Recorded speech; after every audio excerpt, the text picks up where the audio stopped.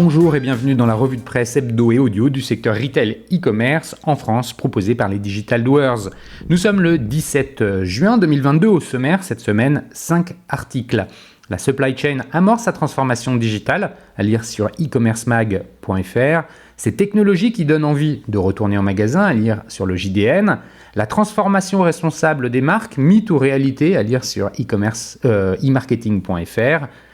Les impacts positifs et négatifs de la mode de seconde main, à lire sur le JDN. La Fédération nationale de l'habillement demande à revoir la politique de solde, à lire sur fashionunited.fr. Je vous le rappelle, sur le site lesdigitaldoers.com, vous avez accès à une revue de presse qui rassemble les articles publiés dans la semaine sur les sites de news de notre écosystème. Vous pouvez vous y abonner pour recevoir chaque vendredi un digest de l'actualité dans votre boîte email. De cette revue de presse, je vous lis sans interprétation une sélection de quelques articles qui m'ont semblé pertinents à partager. Avant de commencer, un petit message avec les Digital Doers, je produis et anime des chaînes de podcast pour compte de tiers, c'est-à-dire pour vous qui écoutez cette revue de presse, acteurs de notre écosystème. Si vous souhaitez animer la prise de parole sur votre marché, c'est l'occasion d'inviter des clients et des prospects à venir converser avec vous et moi autour de votre proposition de valeur. Alors si vous êtes intéressé, contactez-moi.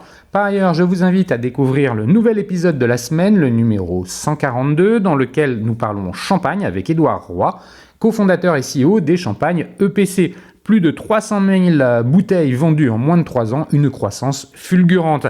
D'ici là, je vous souhaite une bonne écoute, évidemment, toujours sans coupure.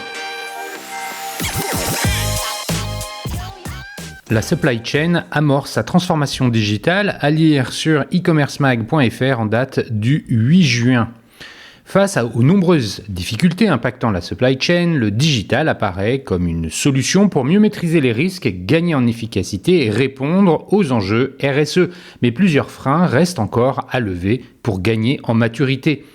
Le cabinet de conseil et d'audit PwC France et Maghreb a dévoilé début juin les résultats d'une étude sur la supply chain, nommée Digital Supply Chain. Elle est le fruit d'une enquête menée auprès de 110 directions supply chain entre décembre 2021 et février 2022, alors que les entreprises faisaient face à une reprise économique post-Covid assortie à une forte volatilité des marchés. Dans ce contexte, l'amélioration de la visibilité et de la traçabilité apparaît comme une principale préoccupation des directions supply chain, alors que ce critère était placé en deuxième position lors de l'édition 2021. La succession des crises et des changements brutaux ont fait prendre conscience à de nombreuses directions qu'elles n'avaient pas une visibilité complète de leur supply chain.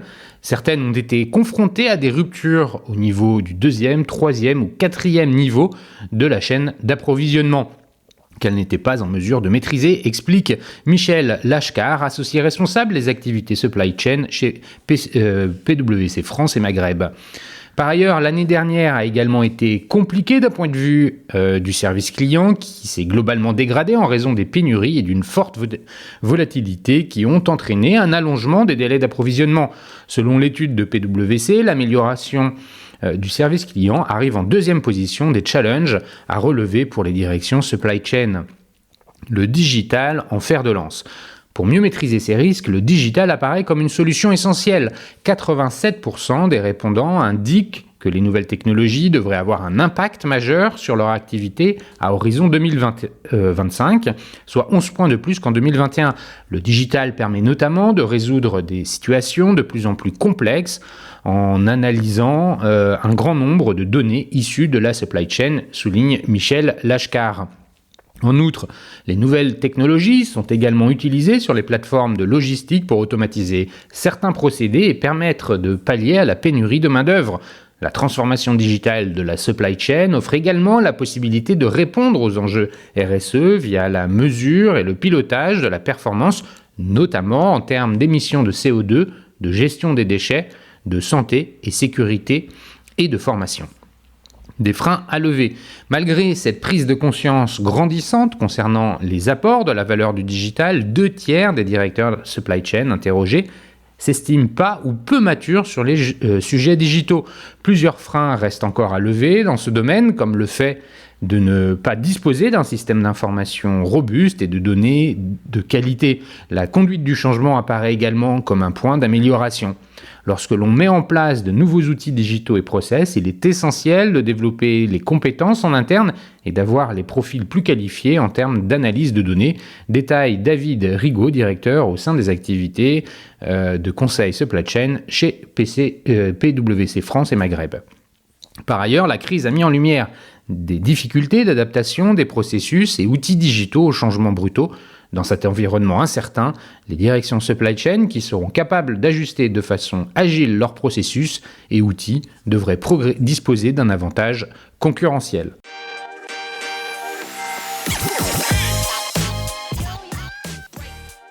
Ces technologies qui donnent envie de retourner en magasin, à lire sur le JDN en date du 13 juin. Que ce soit pour consolider l'offre, aider un vendeur ou faire revenir les clients, les outils numériques ont désormais trouvé leur place en magasin. Après de multiples essais de robots, bornes et tablettes, les distributeurs ont fini par épurer les solutions proposées en magasin pour garder ce qui fonctionne vraiment. Le client ne vient pas en magasin pour se mettre sur une borne, tranche Maxime Crépin, Product Manager chez Decathlon Technologies. En tant qu'enseigne spécialisée, c'est d'abord par nos collaborateurs que nous devons apporter une expertise, continue-t-il.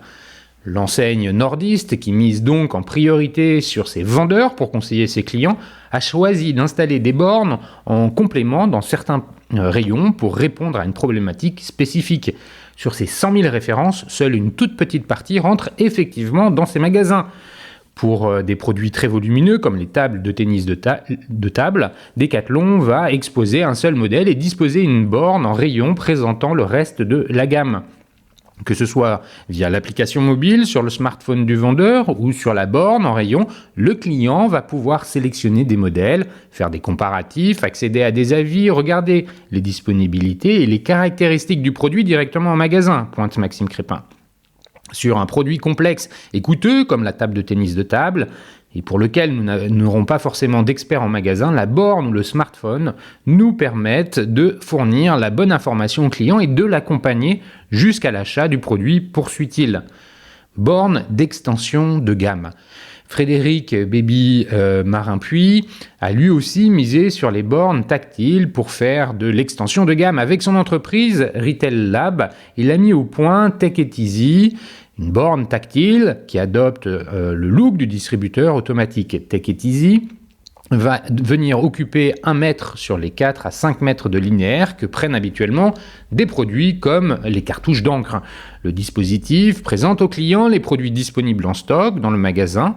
Notre borne interactive possède un écran tactile sur lequel le client va pouvoir faire son choix à partir du stock du magasin. Il va imprimer un ticket, payer en caisse et récupérer son produit, détaille Frédéric Baby Marin-Puy.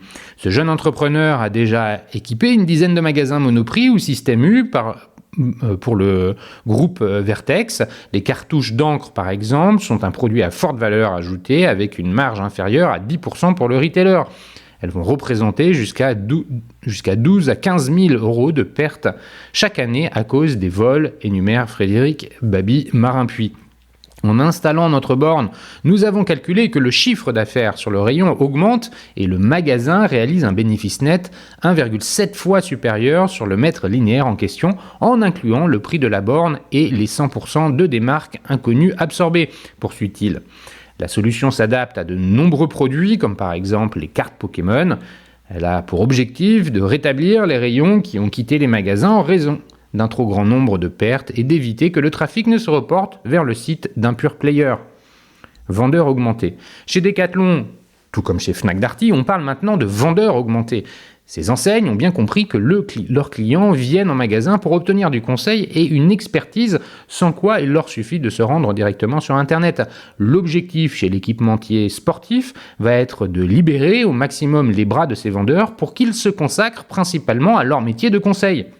Avec son smartphone Android et une application dédiée, le vendeur va pouvoir accompagner le client du choix du produit jusqu'à l'achat qui peut se faire directement en rayon, le tout connecté au stock global de l'entreprise pour pouvoir proposer le maximum de références. Fnac Darty propose des conseils propose les conseils de ses vendeurs par visio. Lorsque le trafic est moindre en magasin, le vendeur va pouvoir se mettre à disposition pour assurer du conseil par visio et accompagner les achats d'un client à distance.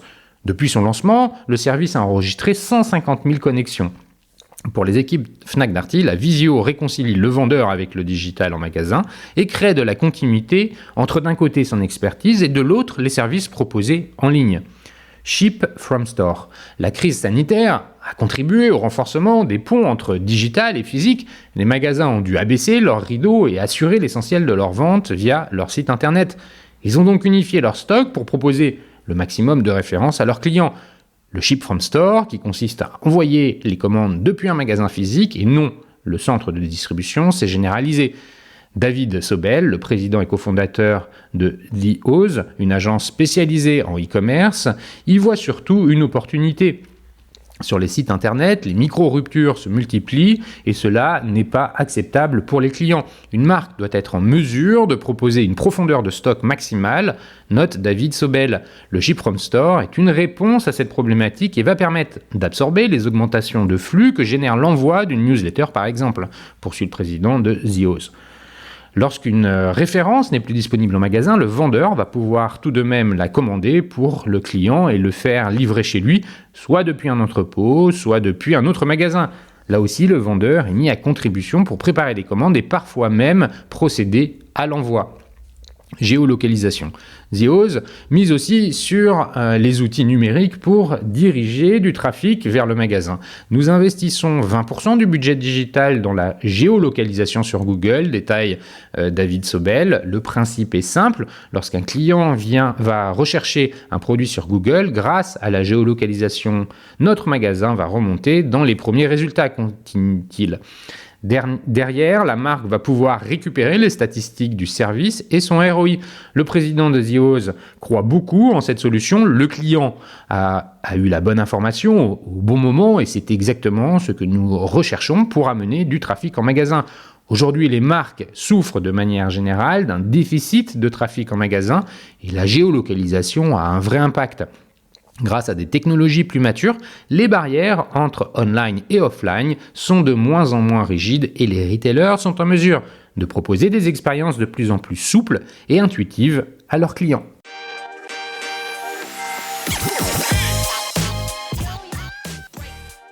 La transformation responsable des marques, mythe ou réalité, à lire sur e-marketing.fr en date du 8 juin. L'ADTM dévoile les résultats de son nouveau baromètre ADTM OpinionWay de la transformation responsable des entreprises. Les marketeurs sont-ils prêts à faire des efforts ?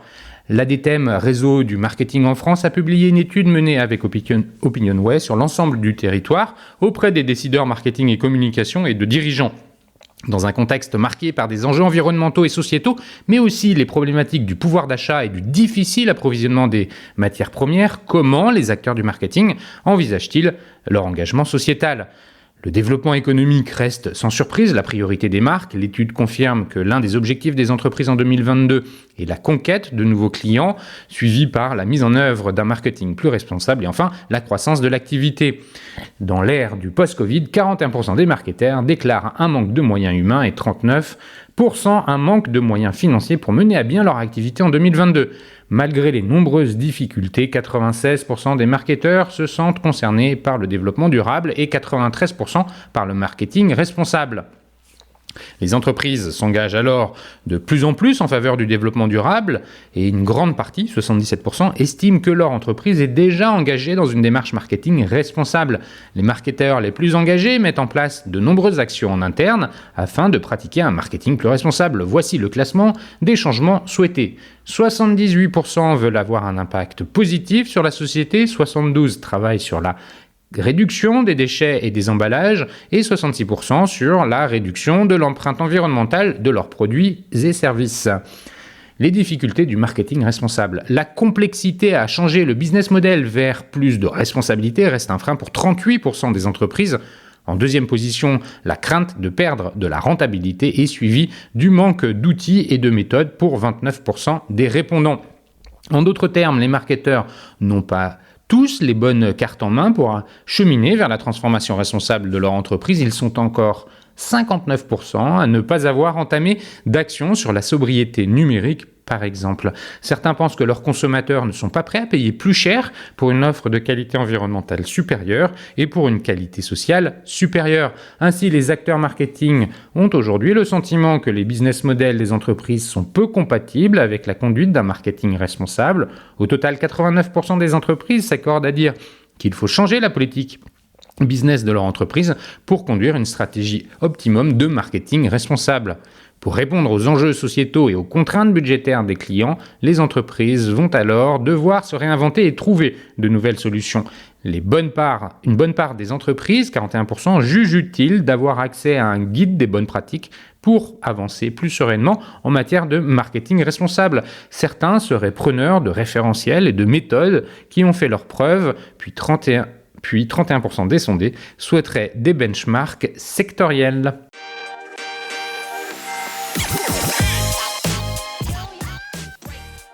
Les impacts positifs et négatifs de la mode de seconde main à lire sur le JDN en date du 10 juin. N'y a-t-il que les bénéfices environnementaux et sociétaux à ce nouveau mode de consommation ? Ces dernières années, le réemploi s'est fortement développé dans le monde du textile et est venu complètement révolutionner la mode. Qu'est-ce que le réemploi ? C'est tout simplement donner une seconde vie à un produit en lui redonnant le même usage. Par exemple, acheter en friperie, c'est du réemploi. En 2019, le marché des vêtements d'occasion augmentait 21 fois plus rapidement que celui du neuf. Quels sont les impacts de ce mode de consommation de plus en plus courant ? N'y a-t-il que des bénéfices environnementaux et sociétaux à acheter de la seconde main ? Le sujet fait particulièrement débat ces derniers mois. État des lieux. Revenons d'abord sur quelques chiffres clés des impacts environnementaux de la filière textile. Chaque année, ce sont plus de 100 milliards de vêtements qui sont vendus dans le monde, un chiffre en constante augmentation et qui fait de l'industrie textile l'une des plus polluantes. En effet, sur le seul marché français, l'empreinte carbone serait de 22,9 millions de tonnes, principalement émises dans les pays producteurs. C'est l'équivalent de toutes les émissions de gaz à effet de serre d'un pays comme la Croatie. Et les impacts ne sont évidemment pas que sur le changement climatique. Le textile serait responsable de 20% de la pollution des eaux, de l'eau, utiliserait 70 millions de barils de pétrole chaque année seulement pour le polyester et un quart des pesticides mondiaux pour la culture du coton. Impact sur le changement climatique. Alors évidemment, acheter un vêtement de seconde main au lieu d'un vêtement neuf limite les impacts environnementaux. D'après une étude de l'ADEME, en 2017, choisir un jean d'occasion réduirait l'impact sur le changement climatique lié à la production de 80 à 100% par rapport au neuf. Et ce, à partir de seulement 2 semaines d'allongement de la vie du produit. En se référant à la base carbone de l'ADEME, pour l'impact d'un jean neuf, c'est au moins 18,5 kg de CO2 qui sont économisés par pièce. Réfléchissons maintenant à grande échelle. Le jean est l'un des vêtements préférés des Français. Il s'en vend plus de 60 millions dans l'Hexagone chaque année. En utilisant les données précédentes, si un jean sur 5 vendu en France était de seconde main, c'est 220 000 tonnes de CO2 équivalent qui seraient économisées, soit l'équivalent des trajets annuels en voiture de plus de 100 000 Français. Impact sur une ressource précieuse, l'eau. Acheter un vêtement de seconde main, c'est également préserver l'eau nécessaire à sa fabrication, en restant toujours sur le jean et en prenant une empreinte en eau de 7000 litres par pièce. Si on garde notre scénario précédent d'un jean sur 5 acheté d'occasion, ce serait 84 millions de litres d'eau économisés, de quoi remplir une trentaine de piscines olympiques. Impacts sociétaux et effets rebond. Cependant, toutes ces hypothèses partent du principe que l'achat d'occasion se fait au substitut d'un achat neuf. Or, on remarque un effet rebond de surconsommation sur le marché de la seconde main. On achète plus que nécessaire car les prix sont plus bas, ou on vend des vêtements pour en acheter d'autres neufs.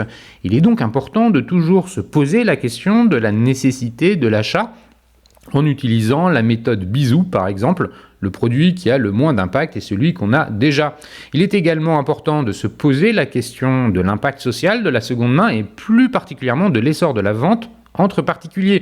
Ces dernières années, les structures de l'ESS, Économie sociale et solidaire, telles qu'Emmaüs ou la Croix-Rouge, collectaient vos anciens vêtements pour les trier et les revendre dans un cadre de réinsertion sociale.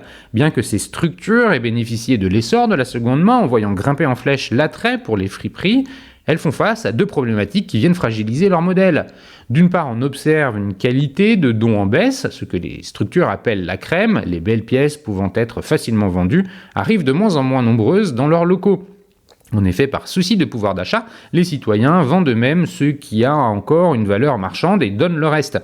D'autre part, les plateformes de vente entre particuliers se mettent en concurrence directe de ces structures. Les prix pratiqués peuvent y être très bas par rapport aux prix solidaires, qui ont des coûts de fonctionnement à amortir.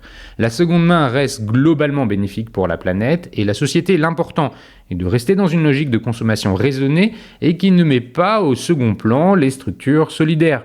L'un des enjeux clés du réemploi, c'est aussi la durabilité des produits. Donc, comme pour acheter du neuf, on mise sur des intemporels et du solide et on fait attention à l'entretien de ses vêtements. Acheter d'occasion ne doit pas être un prétexte à la surconsommation ou aux achats jetables. Il y a donc un vrai intérêt à informer, à accompagner le consommateur pour que les solutions de prolongement de vie des produits soient le plus accessibles à tous.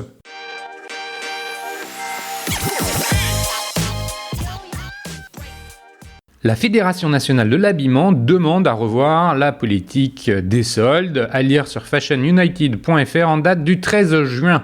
Alors que les soldes d'été démarrent le 22 juin 2022, la Fédération nationale de l'habillement appelle à revoir le fonctionnement des soldes qui favorisent les grandes enseignes et le e-commerce.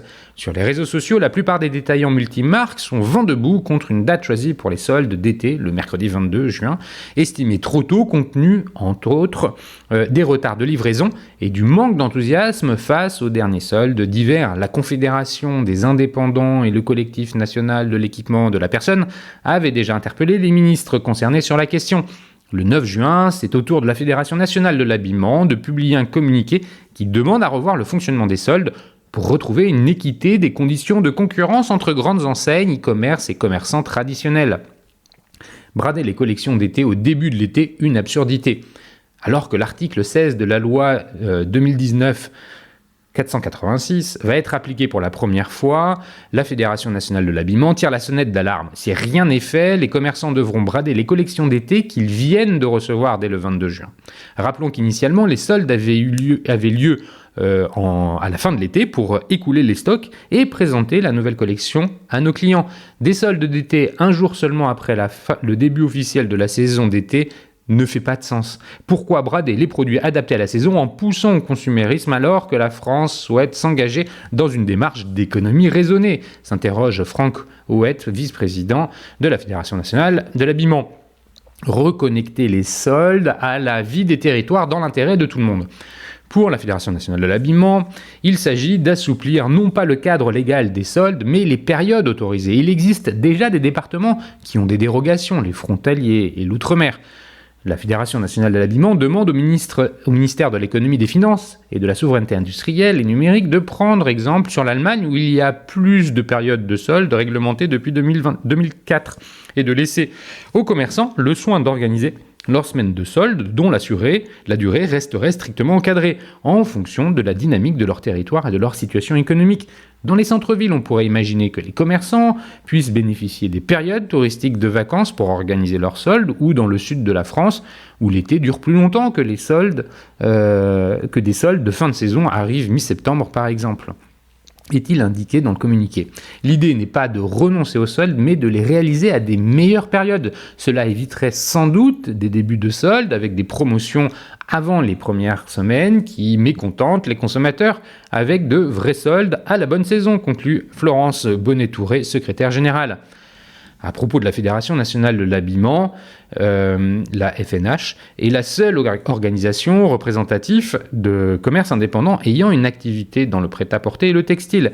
Elle rassemble 30 300 boutiques multimarques et monomarques affiliées à une enseigne ou franchise avec ou sans marque. Ces commerçants concrétisent aujourd'hui 78 800 emplois en France et réalisent un chiffre d'affaires de 11,9 milliards d'euros.